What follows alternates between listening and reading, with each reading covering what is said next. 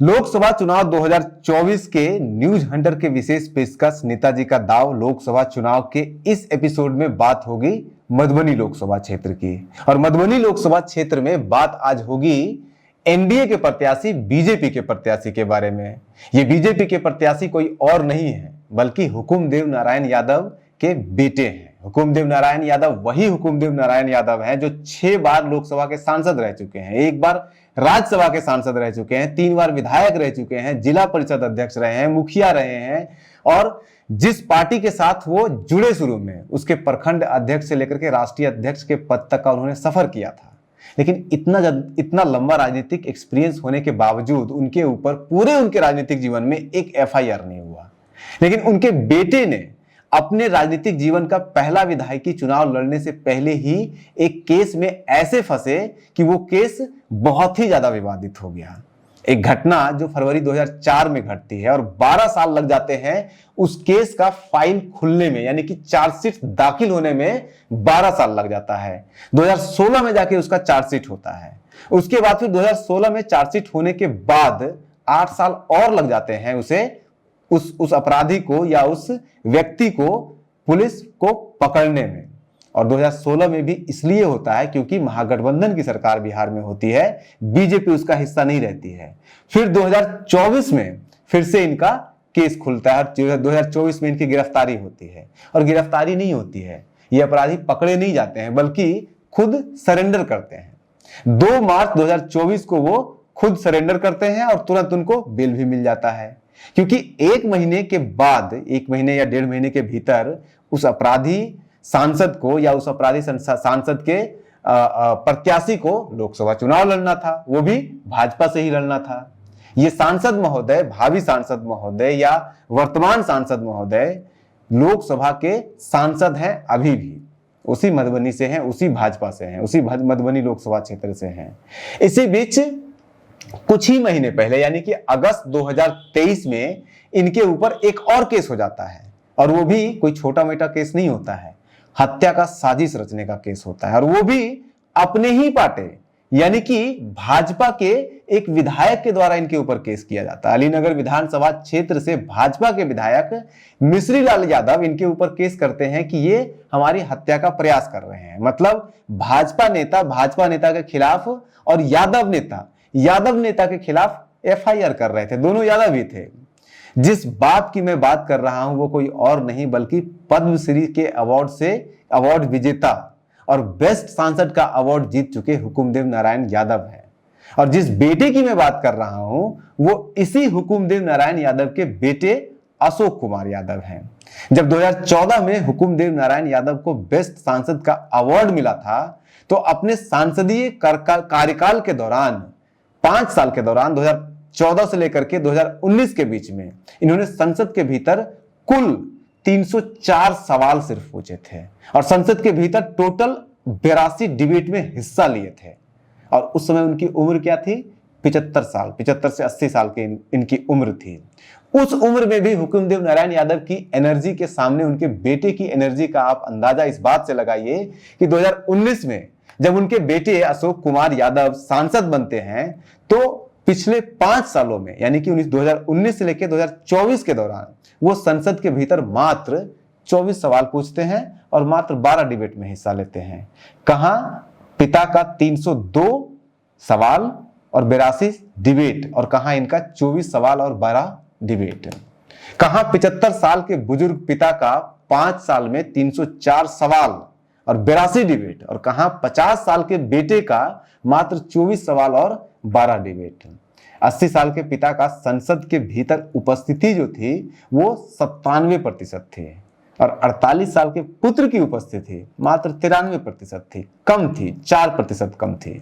जमीन का नेता जमीन का ही होता है और चांदी के चम्मच को लेकर के पैदा होने वाला नेता चांदी का ही होता है। बेटा सांसद अपने पिता की जागीर लिए हुए पैदा हुआ था। अपने पिता की जगह 2019 में वो भाजपा से टिकट लिए और पिता ने त्याग किया और खुद सांसद का टिकट नहीं लेके अपने बेटे को टिकट दिलवाया और पिता की राजनीतिक संन्यास भी इसके बाद हो गया, उनका राजनीतिक खत्म भी हो गया। जबकि पिता अपना 1980 से लगातार 1998 तक लगातार लोकसभा चुनाव लड़ते रहे और ज्यादातर लोकसभा चुनाव ये हारते रहे, लेकिन फिर भी संघर्ष नहीं छोड़ा इन्होंने। और अंततः 1999 में इनकी जीत हुई। 2004 में हारते हैं, फिर 9 में जीतते हैं, फिर 14 में जीतते हैं। लेकिन ऐसा नहीं है कि हुकुमदेव नारायण यादव का पूरा राजनीतिक जीवन विवादों से अछूता रहा है। उनका भी राजनीतिक जीवन विवादों से अछूता नहीं रहा है, उसमें भी दाग हैं। इसी हुकुमदेव नारायण यादव को जब 1991 में लोकसभा चुनाव में लड़ रहे थे तो इनके नॉमिनेशन के दिन इनका इतना विरोध किया गया था, इतना विरोध किया गया था कि इनके धोती कपड़े तक को फाड़ दिया था पब्लिक ने, और इन्हें बिना नॉमिनेशन कराए वहां से भागना पड़ा था। हुआ यह था कि 1986 में राज्यसभा सदस्यता समाप्त होने के बाद 1989 में हुकुमदेव नारायण मधुबनी की जगह सीतामढ़ी से लोकसभा चुनाव लड़े थे और जीते भी थे 1989 का। उस समय हुकुमदेव नारायण यादव भाजपा से नहीं बल्कि जनता पार्टी के जनता दल से नेता थे। नीतीश और लालू यादव के जनता दल से नेता थे। इसी जनता दल के नेता जिसके सबसे बड़े नेता लालू यादव, बिहार में सबसे बड़े नेता लालू यादव ने आडवाणी जी का राम जन्मभूमि रथ यात्रा को बिहार में रोक दिया था। क्योंकि सीतामढ़ी लोकसभा क्षेत्र में ब्राह्मण और सवर्ण जाति के लोगों की आबादी अच्छी खासी है, इसलिए आडवाणी का रथ रोके जाने पर उन सभी नेताओं की भागीदारी, उन सभी नेताओं का सीतामढ़ी में विरोध हुआ जो लालू यादव के साथ थे। और उस समय हुकुमदेव नारायण यादव लालू यादव के साथ थे। 1991 में जब देश में लोकसभा चुनाव हुआ तो हुकुमदेव नारायण यादव फिर से चुनाव लड़ने उतरे। उसी सीतामढ़ी लोकसभा क्षेत्र से उतरे, उसी जनता दल से भी उतरे।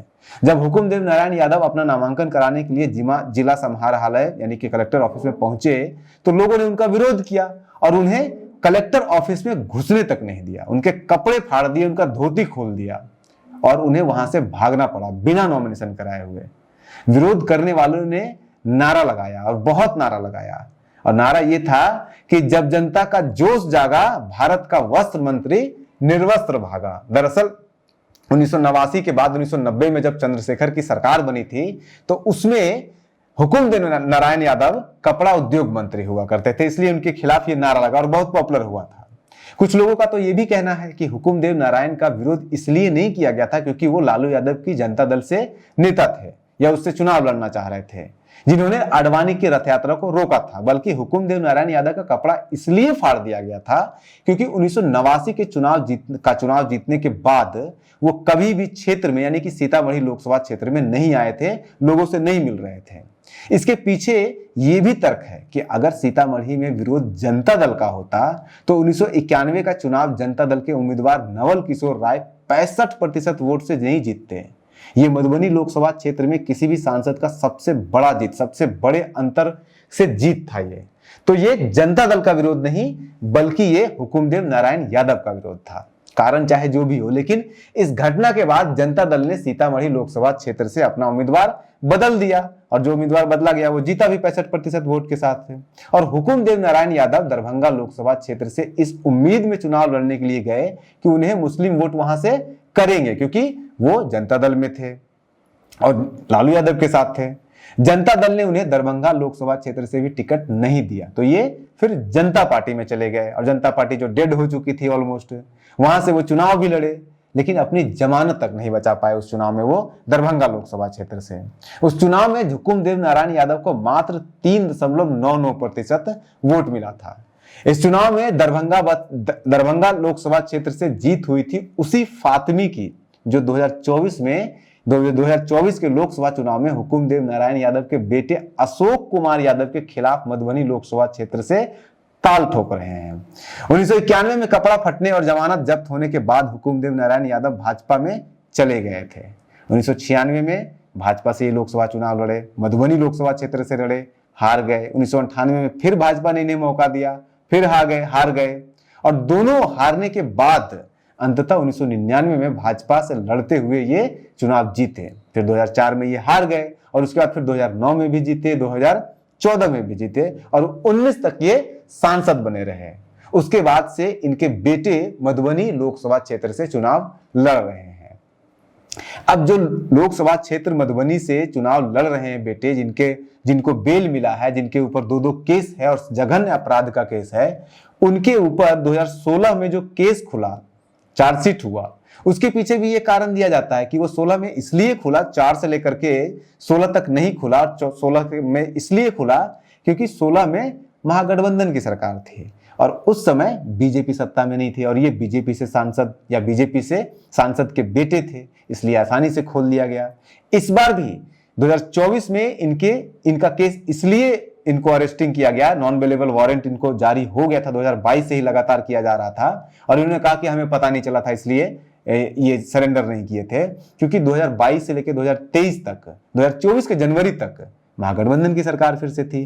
तो जब जब महागठबंधन की सरकार आई है तब तब मधुबनी के इस सांसद और इस सांसद के बेटे के ऊपर केस जो भी था उसको खोला गया है।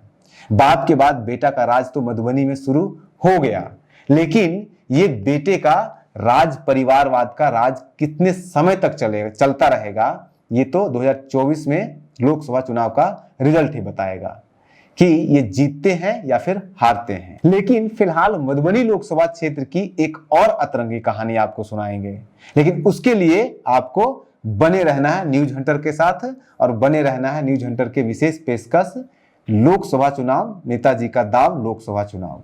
बने रहिए न्यूज हंटर के साथ। नमस्कार।